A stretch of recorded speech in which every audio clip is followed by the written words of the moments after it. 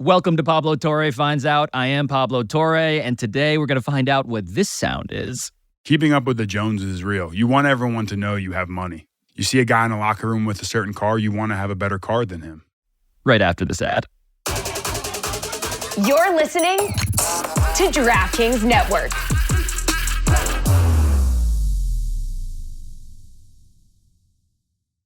Ryan Reynolds here from Mint Mobile. With the price of just about everything going up during inflation, we thought we'd bring our prices down. So to help us, we brought in a reverse auctioneer, which is apparently a thing. Mint Mobile Unlimited Premium Wireless. How to get 30, 30, how to get 30, how to get 20, 20, 20, how to get 20, 20, how to get 15, 15, 15, 15, just $15 a month? Sold! Give it a try at mintmobile.com/switch. $45 up front for 3 months plus taxes and fees. Promo rate for new customers for limited time. Unlimited more than 40 gigabytes per month. Slows full terms at mintmobile.com.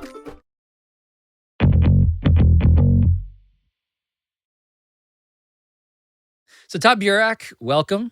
This is an odd episode for me because I know a lot about you and a little at the same time. So how should I be introducing you here at the top? So I currently lead the sports and family office banking team at City National. Been in this athlete wealth management world for better part of a decade and a half at this point. Former college basketball player, but we'll leave the Syracuse part of this out of it. Oh boy. I'm not going to pick my nose like your guy Jim Boeheim, although I might be tempted to. But the reason why I have brought you in today is because you, and correct me if I'm wrong, you're familiar with my work, Todd. Yes. I've been tracking your How and Why Athletes Go Broke article from Sports Illustrated in 2009, waiting for this opportunity to reach out and say, I think I'm the only person in the world who knows that it's the 15-year anniversary. Let's talk about this. This is the story that most people come up to me still to talk about. It was the most read article in the history of SI.com. Wow. Which is all to say, not that, let's check out how good my shit is. It was also that here was a topic at 5,000 words that I had reported on motives and causes and stories about athletes getting a ton of money and then losing it routinely. And so it resonated with people. And with you, it landed how? Like, how did it hit you at the time? I was at a point in my career where I was sort of trying to figure it out. And I read that article and I remember being like, I'm going to fix that problem. And that was the moment in my career where I just focused everything in my power to get onto the track to help athletes and those around them make better decisions, make more of the financial aspects of being a professional athlete, last for their full lives. So that it was, I got to say thank you for that, because it was really the moment in my career where it was like, I found my passion point. I'm going after that. Give me the sense of the caliber of clients that you deal with. Yes, we routinely work with half of the NBA lottery every year, half of the top 20 picks in the NFL draft. I would say, we've probably got over 1,000 active professional athletes that we touch in some way financially. So it's been a very unique and exhilarating vantage point for the last, 15 plus years. Yeah. You're welcome, Morgan Stanley, by the way. You're welcome. I did all that. I did that. City National Bank now. But oh, City National Bank. Yeah. Whatever. You're welcome as well.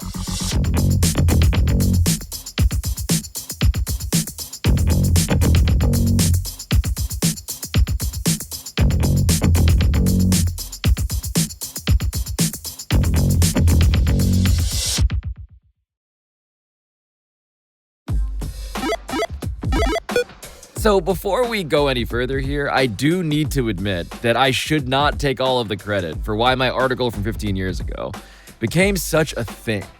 A thing that sent a college athlete like Todd into a new career path, and a thing that inspired its own 30 for 30 documentary by the great director Billy Corben, entitled Broke. Because the subject of this story has always been a tabloid goldmine. It's full of scammers and insane decisions and rich athletes going bankrupt at truly stunning rates that we'll discuss in a minute here. But what I wanted to find out back in 2009 was the sociology behind it, behind the how and the why of why athletes go broke so often. And so I divided it up into 4 sections, which we'll revisit, starting with what I called the lure of the tangible. That was the section header because, yes, I did treat the story kind of like it was my sports journalism college thesis. But what I wanted to find out today with you was what has changed in the 15 years since. And so besides Todd, you're also going to hear from veteran NFL lineman Justin Pugh, for instance, who got drafted in 2013, 4 years after the article came out. I went from asking my mom for $100 to get Chipotle and Subway for the week to signing with the New York Giants, being a first-round pick, 19th overall, and getting a $4 million signing bonus. I will also talk to Antoine Walker, the NBA All-Star who earned $112 million before filing for bankruptcy in 2010, just 2 years after he retired. I think my first paycheck was $1.6 million. So I'm living in Massachusetts, which is a very high state. So just say I saw $800,000, $850 of that. I bought a condo for $300,000, bought my mom a house for $500,000, couple cars. I'm in debt, technically. All of which relates to why Todd read my story, went to business school at NYU, and then worked at, yes, Morgan Stanley, and then City National Bank, devoting his entire life to this specific subject. Your original article back in 2009 talked about the lure of the tangible. Yeah. And for me, the lure of the tangible is about remaining relevant. It's about keeping a celebrity or like an identity in the community, right? If you have a stock and bond portfolio, no one really is going to talk about that. It's but boring. if you own 5 car washes, all of a sudden he's a leader in the community, and you don't see as much of that now, but you see it in other ways, right? Like, and I'll, every athlete wants to stay in the media. Some of them are great, but a lot of them do it to remain relevant and to keep that identity of being a celebrity, being attached to the game. Yes, that whole adage, which is a cliche but true, about how every athlete dies twice.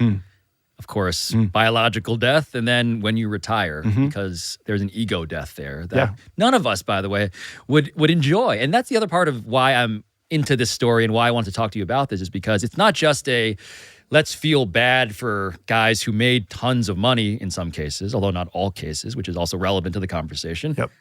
It's also about how these guys, in what they don't learn, I think they're like a lot more of us than we would like to admit. Yeah. In terms of, can you define a mutual fund?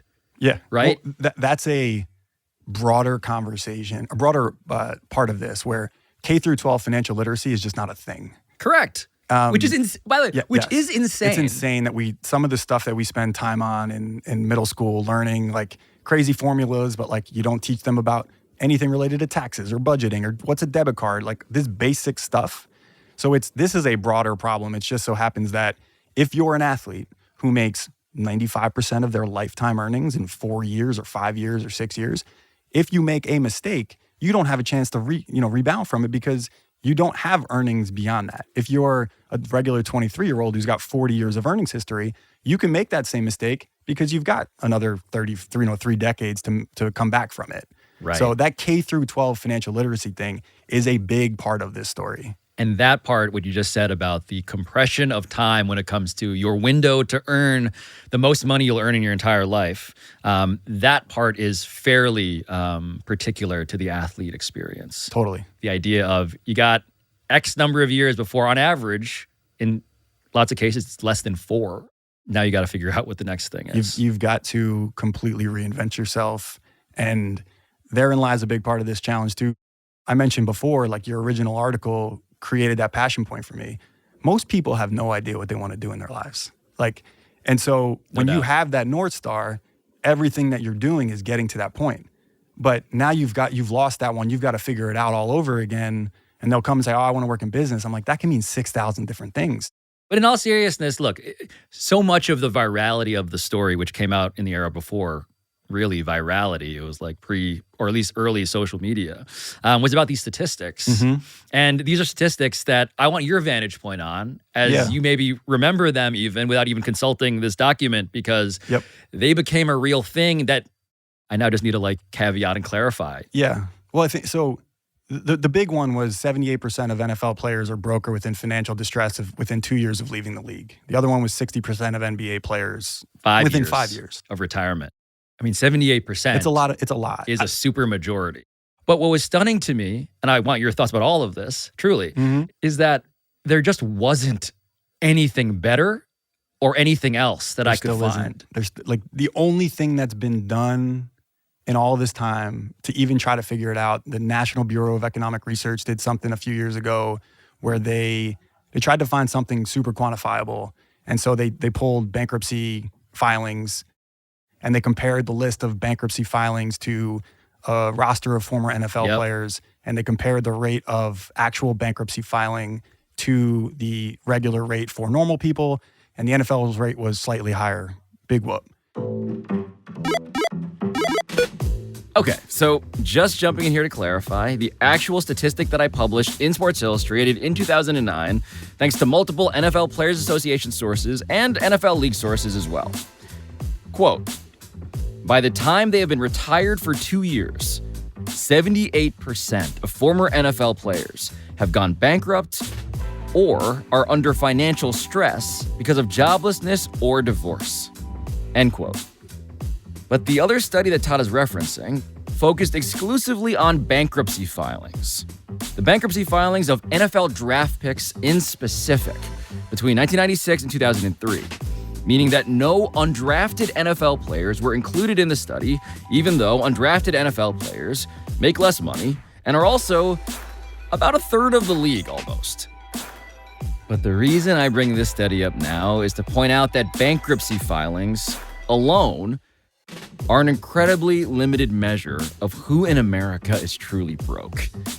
Bankruptcy, if you are not familiar, is a highly specific and elective legal process where you opt in to publicly proving and admitting that you can't pay your debts, which happens to be the exact admission that many athletes I interviewed desperately wanted to avoid making on the record, even if they were, by any reasonable standard, broke.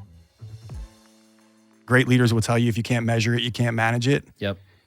There is nothing better than what you did in 2009, and we can debate the merits of that number, but there's nothing better than that quantifies this from an output perspective. I understand that athletes' challenges clearly are different. And so what are the ways in which these guys, as athletes, just share these habits that recur, that sort of seem endemic to the population and the profession? A lot of this goes down to what I call the difference between the athlete mentality and the professional athlete mentality. They're very different things.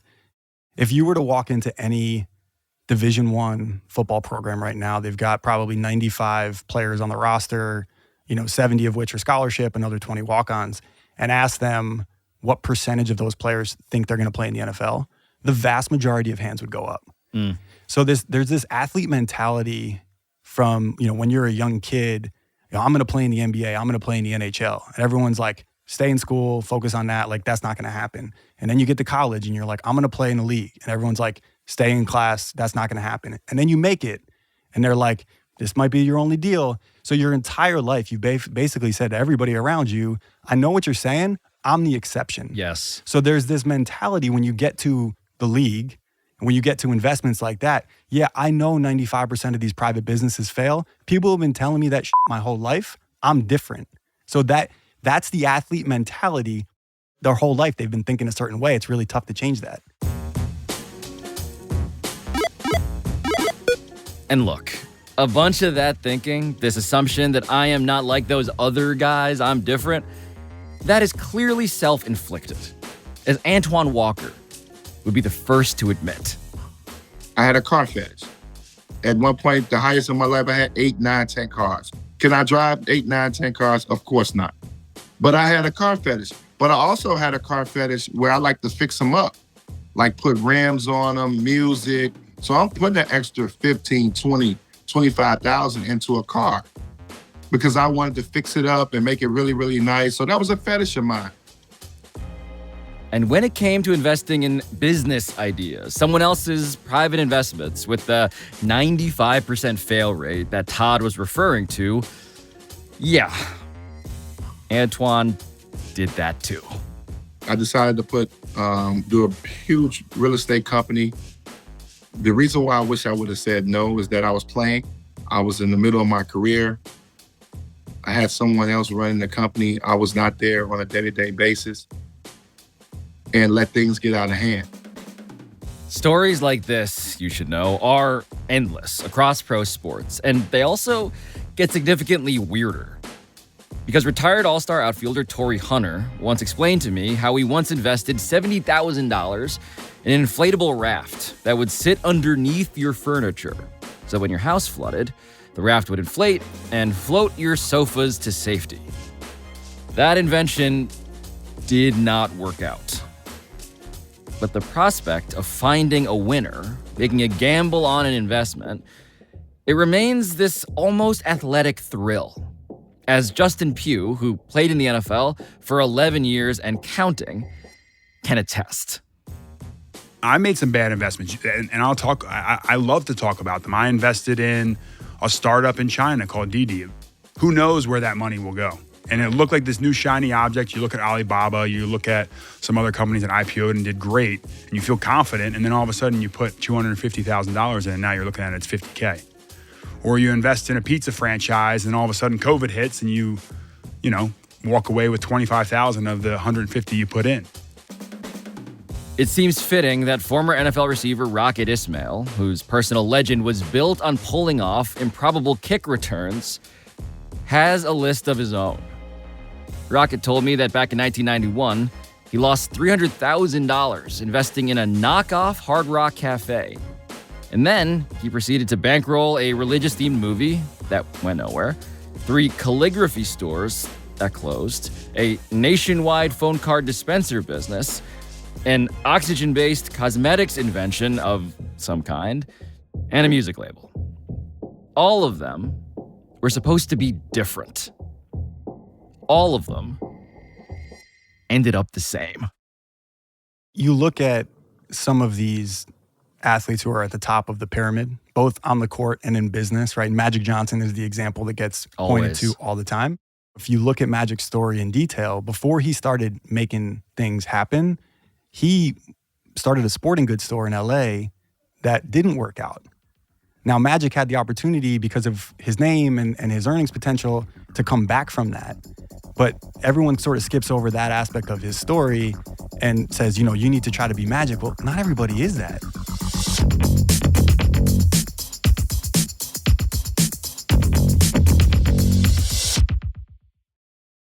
July is ending with a bang because UFC 304 has not just 1, but 2 titles on the line. So get your own crown, jump in on all the action at DraftKings Sportsbook, the official sports betting partner of UFC.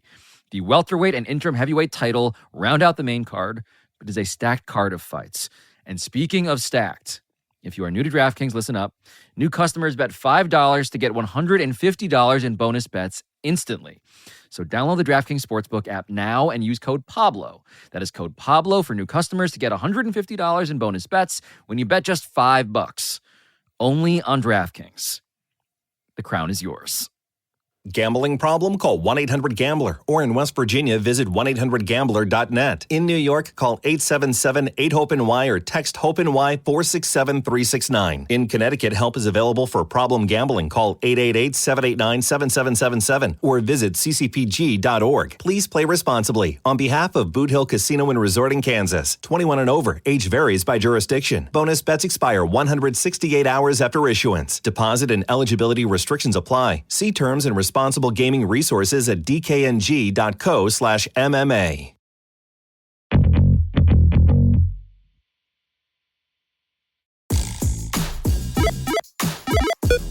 So it's really important to understand that to aspiring athlete moguls, the Michael Jordan of athlete investment, even more than Michael Jordan himself, is Magic Johnson. It's very simple. He had eyes in the back of his head. Before he played, you could get seats. That's why they call him what they do.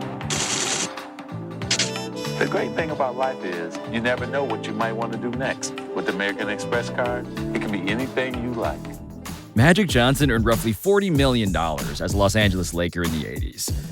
But after that eponymous sporting goods store that Todd mentioned failed early on, costing Magic about $200,000, the guy went on one hell of an investing run, the kind that everybody that I've talked to dreams about.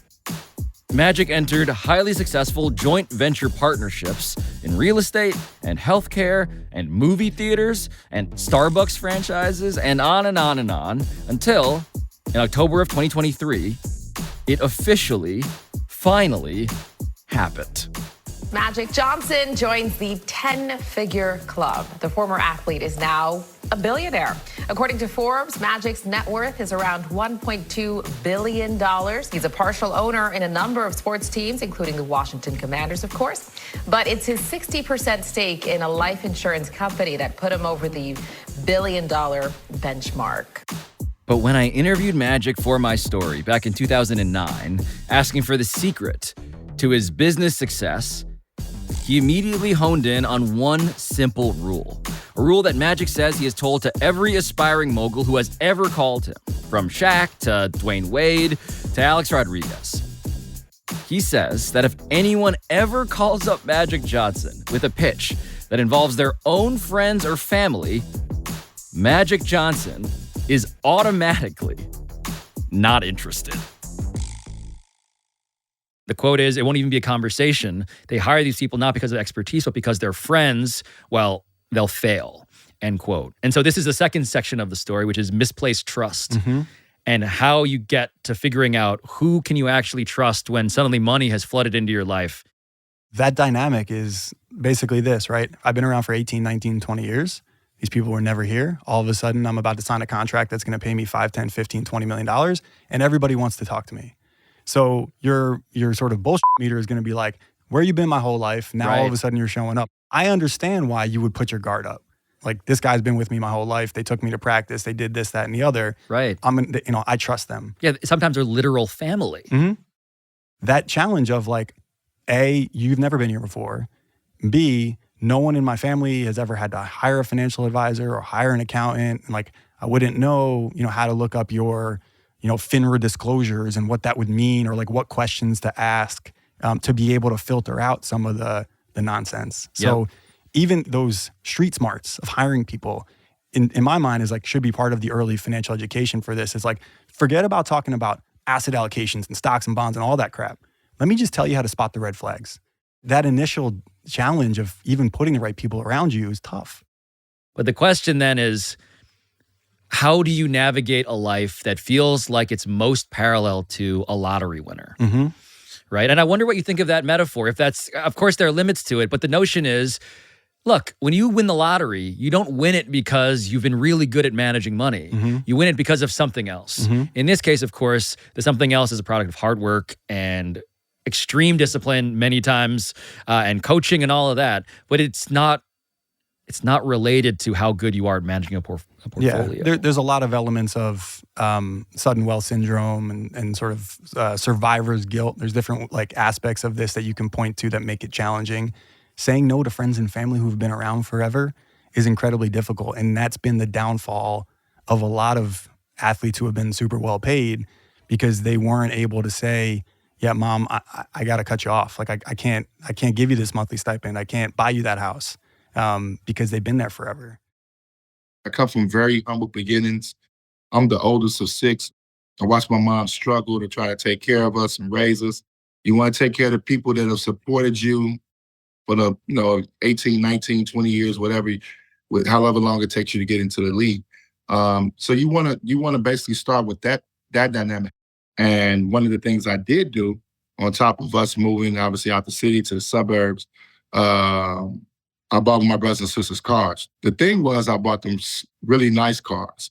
They got Mercedes and luxury cars, so that's what that first car was. Now, was that probably the right way to do it? No, but that's what I did. Like, I bought my brothers and sisters, once they got to the age they could start to drive, that's the cars that they got. Those were their first cars, instead of giving them, say, a Honda Accord. You get so caught up in, making the team or focused on keeping the main thing. And it's like, yeah, I know that's a problem, but I'll deal with it at the end of the season. And then it gets to the end of the season and it's like, yeah, it's fine. Like, and it just sort of starts to build up and over time, but you can quickly tell who's going to be a challenge. But that's part of the process of coaching the player and the folks around them, and having seen it and not being shy about having those tough conversations. That's part of the role, is to say, listen, I know you think you're being helpful, but I've seen this before. Let's have an honest conversation about how you can be a constructive part of this team. Right. Look, some of the scared straight numbers here, which are explicitly according to the NFL Players Association, to the point of what happens if you don't intervene. Between 1999 and 2002, this is a 3-year period. Again, dating ourselves now because 15-year anniversary of this story, even further back than that. At least 78 players lost a total of more than $42 million because they trusted money to financial advisors with questionable backgrounds. So it's even trickier to discern which of these professionals, maybe these white guys who I have never met before, are going to be actually on my side. You're not going to get everything perfect all the time. So that's why you've got to be cognizant of reevaluating. And I tell guys this all the time, and this goes back to the K through 12 financial literacy thing. Most people don't know what the heck they're talking about when it comes to finances. Yep. And if you're sitting at the table and you're the athlete, everybody around that table works for you. And you've got to be comfortable to say, you know what? I don't get it. This doesn't make sense to me. And if something doesn't feel right, trust your instinct and ask them again until you feel confident that you know the answer. Because a lot of times you'll get people, and this is not just athletes, you go into these meetings and you feel like they're talking a different language and you just kind of want to sit back because you don't want to be the person who doesn't know. You got to cut that shit out. I think many people I know, myself included, fall prey to this where you don't want to seem stupid. But there is another notable difference between professional athletes and people with normal jobs. Because professional athletes have all of their salary information publicly available in online databases, which means that they are often surrounded by sharks. As in Shark Tank, but also predatory lenders.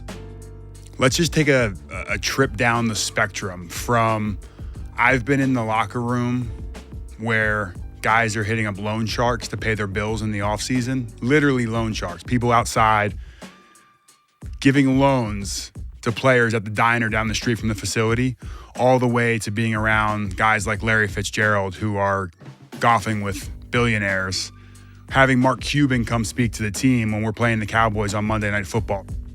And if you're shocked that Justin Pugh kept on spotting loan sharks circling his Giants teammates at a diner in Jersey, do not be. Because another thing to know about NFL players is that NFL players get their paychecks weekly, game to game, during the regular season. Once May comes around, June, July, that money starts getting a little thin. When you get a check for $50,000, $100,000 every week, you assume it's just going to keep coming. And it's like a psychological mind that you're going to keep getting this $100,000. So when you look at the new car or you look at the watch, you're like, oh, I'm getting $100,000. What's 20? What's 100 to get the new Cybertruck? And then all of a sudden when July rolls around and you don't have any money coming in, hey, I just need to make the team. And then September, these game checks start rolling in again. I just need a little bridge loan to get me from now until September. And that's where he would get guys. And I vividly remember him hitting me up.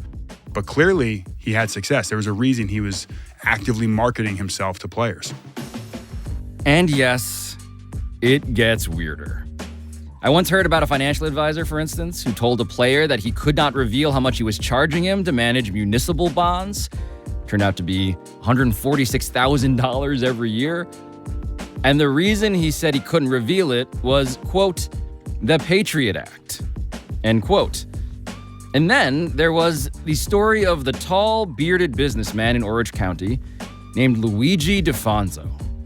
Luigi DeFonso famously presented himself to pro athletes as an Italian count. Of course, Italy had abolished its monarchy in the 1940s. Luigi DeFonso turned out to be a felon and also the son of a gas station attendant.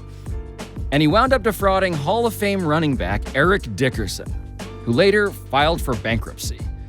All of which is insane, and all of which also reminds me that there is a more relatable category of financial disaster that's probably worth discussing too. So this third subsection we've touched upon already, but clearly, like when it comes to family matters, it just feels like being blunt about divorce and the prenup is both a necessary conversation, but also it's inherently uncomfortable and awkward. So how do you possibly deal with this? It's one of the most challenging aspects of this. And the divorce rates are high. And a lot of that goes to you're in this one phase of life where you might be on the road 8, 9, 10 months a year, and you're super involved, and you only see your family so much, and then you get home and all of a sudden you're sitting on the couch. That's going to breed challenges in your personal relationships. And so the divorce rate is really high. A lot of times you might have somebody who, met their significant other before they made it. And so there's that high school sweetheart that they stay with. Parallel to the who do you trust? Well, the person who's been with me the longest. Yeah. Oh, yeah. They were with me before I made my money. So, they're going to be with me for life. And then you change and become a different person. A lot of that responsibility of having those hard conversations and really, I won't say forcing, but strongly encouraging the player to sign the correct documents goes to the advisor and the team around you to, make that part of the conversation. And it's tough. It's really tough. It's clearly tough for, approximately half of America, let alone the athletes. Yeah. Which seems to bring that number potentially even higher than that. But I also want to point out that it's not merely just divorce and getting a prenup, it's also family planning. I mean, there was one story here that was really super affecting to me that I never forgot. And it was about Derek Thomas, the Hall of Fame linebacker, who died age 33. There was a car crash in January 2000. And he had ignored his financial advisor who had pleaded with him to please make a will, to do family planning, to plan your estate. And he had earned about $30 million in the NFL. And by the time he died, of course, that had been reduced and reduced and reduced. And he had, again, this is where it gets even trickier. For him, it was 5 mothers, 7 children, giant legal battle. Some of this goes back to that athlete mentality, right? It's like, the prenup thing, I know most of these guys are going to get divorced, but not me, not with her. We're good. I'm the exception. Some of that goes back to that mentality, and it's tough to change behavior when you're fighting against that. And when you have proof that you are, in fact, exceptional in verifiable ways, right? It's not just the delusion of somebody who thinks that they're exceptional and despite that has no proof of it. It's somebody who actually did statistically beat the odds. Yes. And now is thinking there's like a heat check aspect to it. Like, no, this is going in. I'm good. I'm thinking Ali Farouk from Northern Iowa. Oh, my God. I was just thinking about Ali Farouk. Pull up 3, transition. No one is there to rebound. Doesn't matter. Cash. Winning by 4 with 30 seconds left, like 4-on-1 against Kansas. I'm letting that thing fly. Absolutely.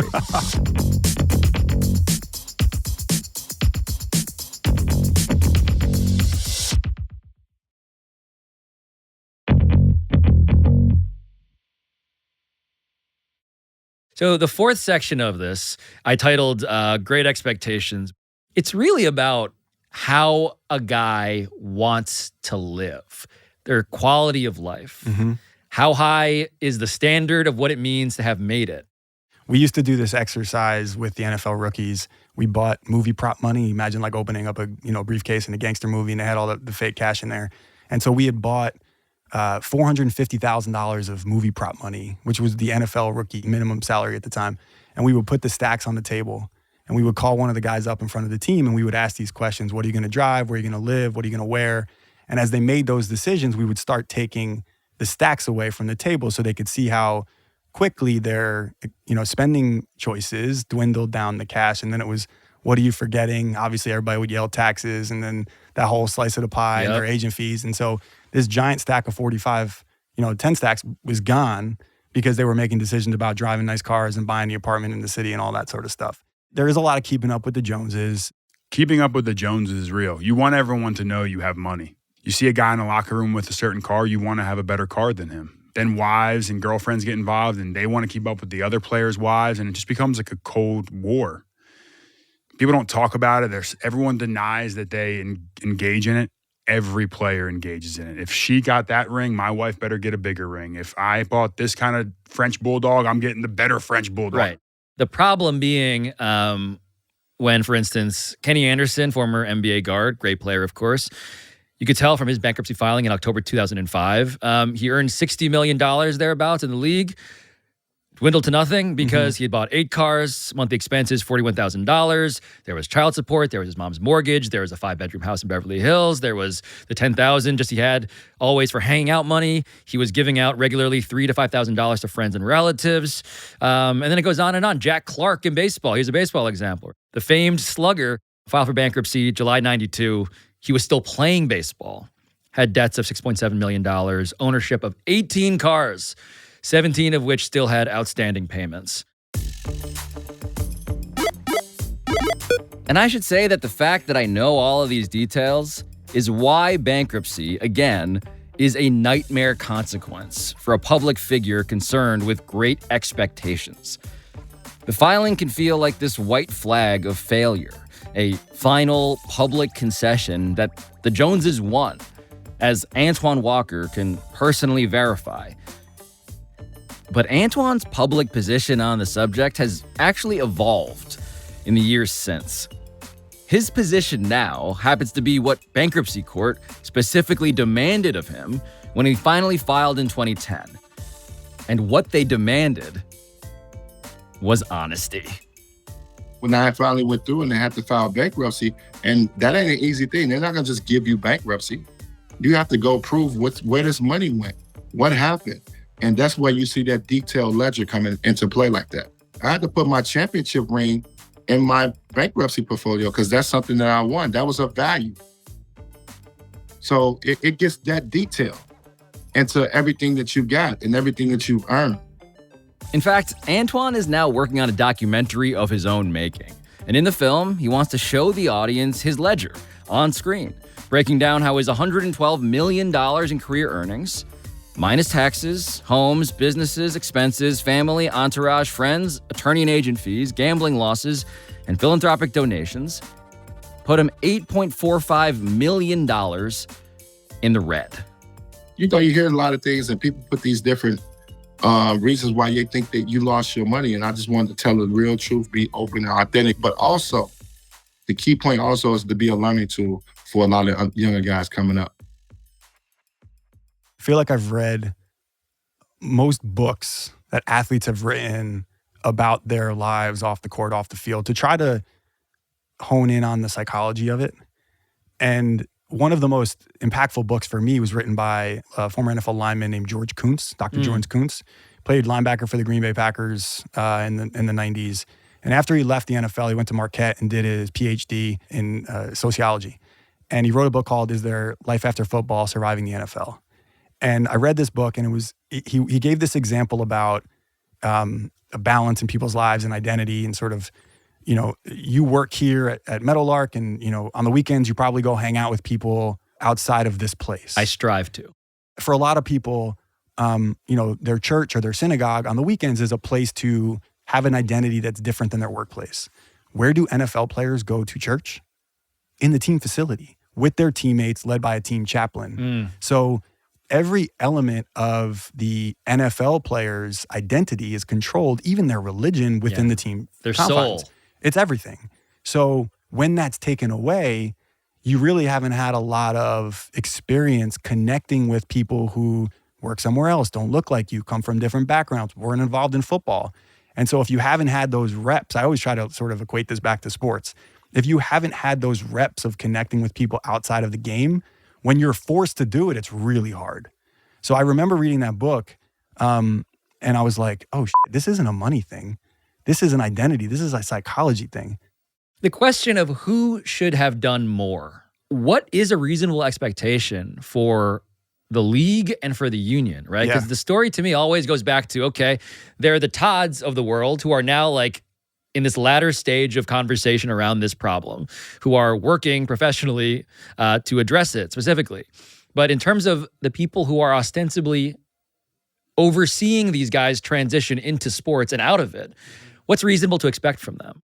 I do think that the players' associations, the leagues, partly because this story, you know, they're athletes and they're in the public eye, and people seem to care about this thing. So it's in the best interest of the marketing engine to make sure that you don't have bad stories, that these guys do transition well. It's in their best interest. But I do think the PAs and the league sort of get pushed to do more than they really need to. I don't necessarily think it's the league's problem to fix this. The players' associations, just because that, you know, if you look at their mission statements, like it's probably within their mission statement to do more.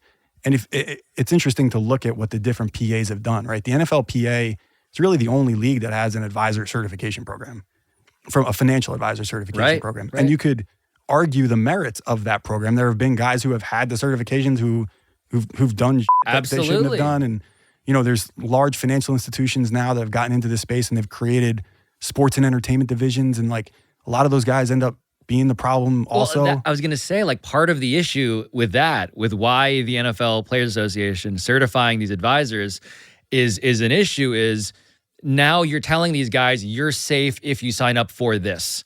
And that's a whole other degree of liability. Sure. That's just on the flip side of what happens if a system like that exists. I personally, I flip-flop on this in terms of where the PAs should come out. Me too. By the way, the league, for instance, your employer, right? Like, take it to its sort of logical extreme, which is the NFL is going to tell its players how to invest. That also seems kind of up. The league can't hold everyone's hand. Just imagine right now if your boss in the office that you're sitting in or in the world you live in, he forced you to make this type of investment to save your money or prevented you from making that type of investment. People would lose their minds. So there's a great book called Nudge years ago, which talked about the libertarian paternalism. So if you think about a 401k, opting in, it's like the default is for a target date retirement based on your age plus whatever many years to your retirement, as opposed to you having to opt into the 401k target date retirement fund, right? It used to be that your 401k like was set to 0. Now it's set to max. And if you want to change it, you got to go in there and change it. So I think if you nudge people in the direction of making the right decisions, right, but give them the option to change it if they go in, like more often than not, there's inertia and they're going to follow sort of the path that you've laid for them. They've got to be active in their decision-making to go a different route. So it's a really difficult balance. But the upside of an epidemic like this is that word does spread by way of stories and documentaries and, frankly, brave testimony like Antoine Walker's, which means that any given athlete in the modern era is, at the very least, being warned. And according to Justin Pugh, who is finally weighing retirement this offseason as a free agent offensive lineman, the resources are out there now. A pro athlete just has to be willing to concede that they're kind of like everybody else. I was in the NFL offices on Monday meeting with their teams. They sat every department down in front of me. How can we help you, Justin Pugh, when you retire from football? The issue that the NFL runs into and the union runs into is every year there's so much turnover. Guys slip through the cracks. Guys don't want help. Guys don't want to admit that they need help. There's such this bravado in the NFL locker room, and we're such competitors to go like hands in our pockets and saying, hey, help me, I don't know what to do. Guys don't do it. They'd rather face the other consequences than say, hey, I was a failure. I was one of those guys that messed up. The NFL has a lot of programs. They have financial literacy programs. They'll do free background checks on partners for you. Players also have to take accountability. A lot of the teams, and they've messed around with this, do these rookie trainings. Of course. And I've been in a lot of these financial literacy programs. I've done a lot of them myself. Yeah, how are they, broadly speaking? It's interesting. Like, one year I went to 25 different NFL teams. Oh my God. And there was one team, I walked into the locker room, into their little meeting room, and they had about 27 guys in the meeting, their draft picks plus all the undrafted free agent guys that were in there for camp. First 3 rows, 9 guys per row, everybody with a pen and paper, nobody on their cell phones. Then you go into other rooms, other clubs, and you've got guys sitting in the back with their feet up on the desk, with their flip-flops, looking at their phones, having zero interest in what you're talking to them about up there. So much of the success of those programs is about the people, right? If you've got a great culture in the organization and you've got a great player development director, the guys are going to buy into that shit. But if it's not that, those programs they can be a waste of time. I'll talk about mortgages all the time, right? You're not going to really give a shit what's the difference between an ARM or a fixed rate mortgage until you're buying your house. Until it's your money, they're not going to care. They should really focus on the street smart stuff. How do you spot the bullshit? How do you spot the red flags? Stay with that. So help me with that. How do I get better at spotting bullshit when it comes to the world of finance as we've described? Financial services is really overwhelming and scary and detailed, and I try to, as much as possible, keep it simple with athletes. When you talk about some filters, right? There's some pretty easy ways to filter out a lot of the risk, right? If you're talking to a financial advisor, you can go on FINRA's website, look up that individual. It's pretty easy, last name and state. You can see what firm they work at. You can see their history, what licenses they have. You can see if they've got any customer complaints over the years and what they were settled for. Right. FINRA is the Financial Industry Regulatory Authority. There you go. For the record. Thank you. To Google that. Also for the record. But there's an endless number of advisors who want to help athletes. And if you use some of those basic filters, you're going to funnel out all of that crap. And then you're still going to be left with a whole bunch of advisors who could potentially be good for you, but you've substantially de-risked your chance of making a bad decision just by using some of those quantifiable filters. I personally love the idea of saying, hey, can I see your credit score? And it's a little crazy, but it helps de-risk the situation. Never only take one meeting. If you're going to hire a financial advisor, sit down with at least 3, right? One pitch might sound like the greatest thing ever, and they might say, oh, we only charge 3%. Well, that sounds really cheap. You go into the next meeting and they're like, we only charge 1%. Yep.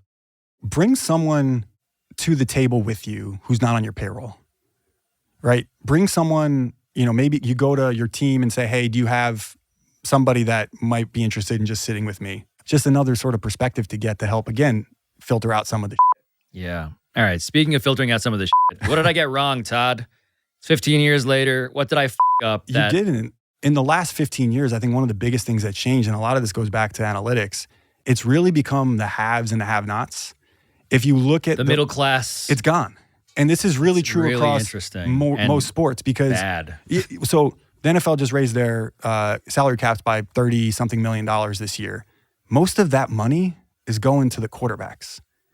Because what analytics will show you is it really doesn't pay to throw $7 to $10 million at a middle reliever anymore when you can get a guy on a club control making $740,000 whose WAR is going to be materially the same thing, right? Statistically, no different. Yeah, value over replacement player has become a guide to how the middle class of athletes really isn't all that necessary.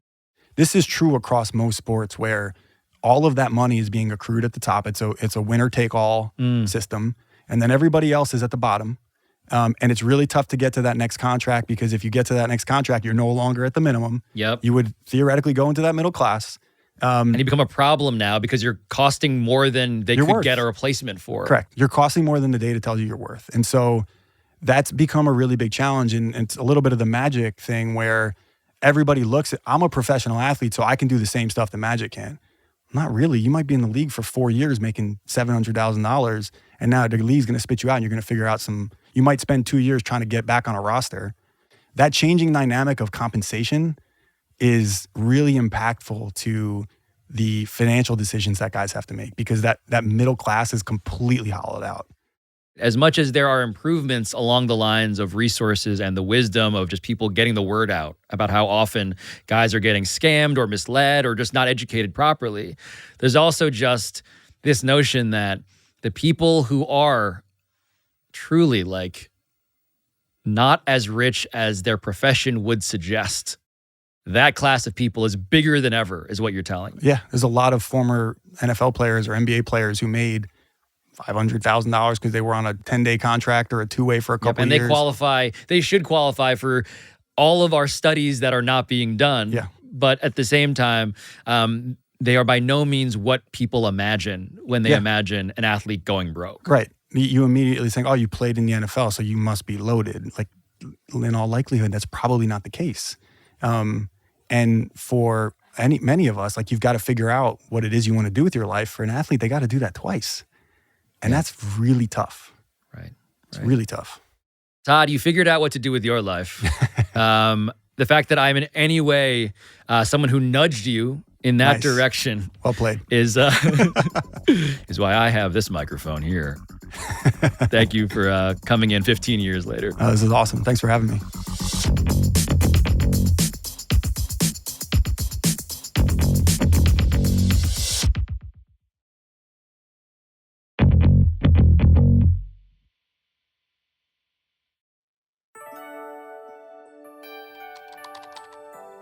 So as I sit here wondering what it is that I found out today, I realized first that the billions of dollars flooding into sports over the last 15 years have in no way solved the problem of athletes going broke since I reported this story.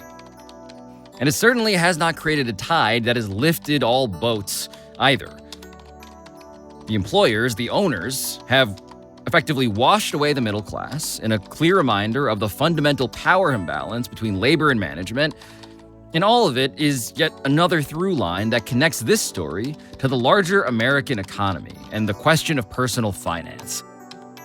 And by the way, there are other developments left to study that I never got to, like the rise of name, image, and likeness deals, for instance, which have put money into the pockets of college athletes, lots of them female now, creating a new class of even younger people who might repeat the mistakes of those who came before. And all of it is a reminder of how critical it is to still try to measure the scope of the problem with even more rigorous quantitative research than I ever had access to in order to manage it, as Todd said. But arguably the biggest thing that I found out today as I revisit this article Sports Illustrated published 15 years ago is more personal. Because I very obviously remain proud of the work that I did. But I have also been talking for almost 50 minutes now about how important it is that pro athletes finally find a way to move on and leave their glory days, their old life behind. And so it's probably time for me to heed my own reporting and do the same.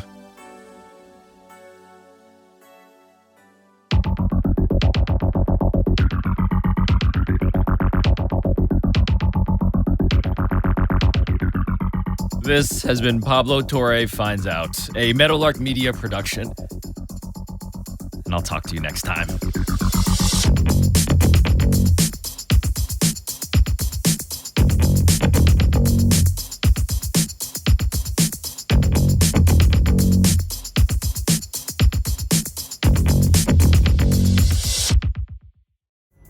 Pulling up to Mickey D's just for drinks? Oh yeah, that's me. Nothing extra, just perfection and a straw. Coming in hot for the coldest cups on the block.